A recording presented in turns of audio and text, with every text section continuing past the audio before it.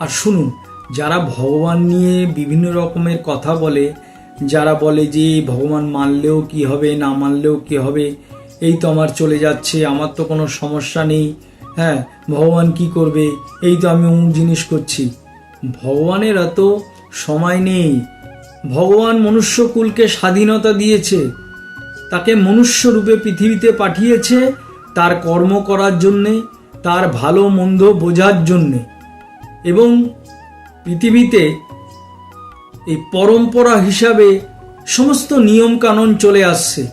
তা আপনি কোনটা মানবেন? আপনি মনুষ্য জীবনে থেকে সমস্ত কুকর্ম করবেন, আনন্দ ফুর্তি করবেন, মানুষকে ঠকাবেন এবং বড়লোক হবেন, টাকার মালিক হবেন, হন না, ভগবানের তাতে কিছু যায় আসে না।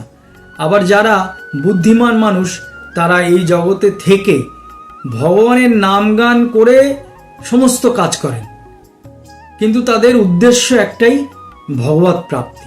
তো ভগবান তখন তাকে সেভাবে উদ্ধার করেন। আর যারা চালাকি করে, আবার জন্ম মৃত্যু কষ্ট ভোগ করে, আবার জন্ম নেয়। আর যারা ভগবত প্রাপ্তির জন্যে এই জীবনে এসছেন, তারা ঠিক সাধন ভজন করে ভগবানের কাছে চলে যান। আমাদের সেটা বুঝতে হবে। আমরা তো মনুষ্যকুল, পৃথিবীতে সব থেকে বুদ্ধিমান এবং শ্রেষ্ঠ প্রাণী হচ্ছে মানুষ।